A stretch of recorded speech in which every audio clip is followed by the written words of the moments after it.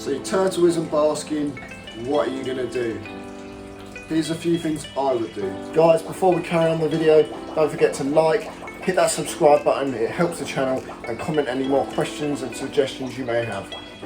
Firstly, the turtle might not be basking because it's just feeling vulnerable, and every time you come into the room it might be basking but it just shoots off back into the water and you don't even know it's been there. And there's only a few ways you can kind of catch if it is basking, if you haven't been there. It's cameras, or if you try and sneak up on them like I do, like the shed windows. But they could just be basking behind your back, so you can't be 100% sure. The only telltale signs if they're not basking properly would be they start to get the shell rot and stuff like that. Also, depending on what species you have, so those with musk turtles don't necessarily bask as much as the more aquatic turtles, such as the snake necks or my Japanese pond turtles. Musk turtles tend to hide and be bottom walkers a lot better, so that they don't come up as much. Imagine you've just moved home and you've moved into a new environment, new home. You'd feel a bit vulnerable, you feel a bit on edge. The turtle might just be having those pre-jitters.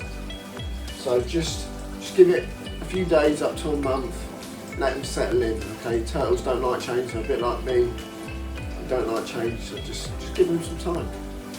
Now, another key thing why a turtle might not be basking is because temperatures might be too hot or cold. If they're too hot or too cold, the turtle's not going to go up there, it's just not going to bother because it's not going to enjoy himself. He wants to get a nice tan, doesn't he?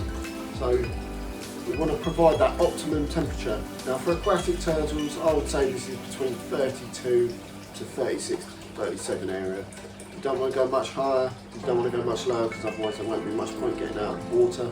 I mean, let's take the snake neck's tank for example. He's a more exotic turtle. His water's heated to about 28, so he's not going to get out of the water for 30 degrees. So his is slightly higher at 35 roughly. Whereas the Japanese ponds, their water's 22-ish, so room temperature, and their basking area is 33, 34. Now the last thing I would like to actually show you guys is your turtle might not physically be able to get up onto the ramp. You need to make sure it's not too steep and it can grip kind of and climb its way up. So let me take you over here now.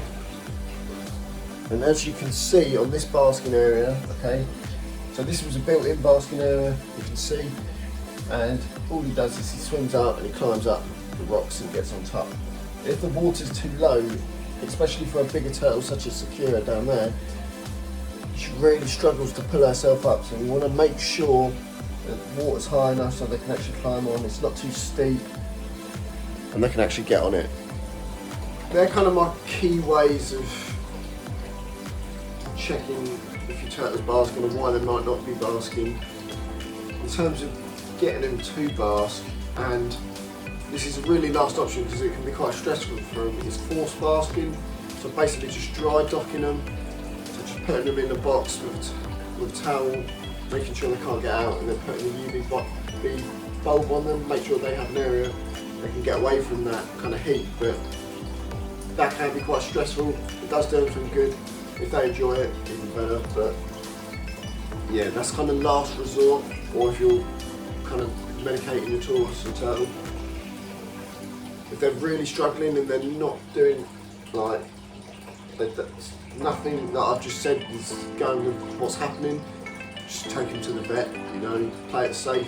Might cost you a little bit, but better to be safe than sorry. Right guys, that's it for today's video. I hope you've enjoyed.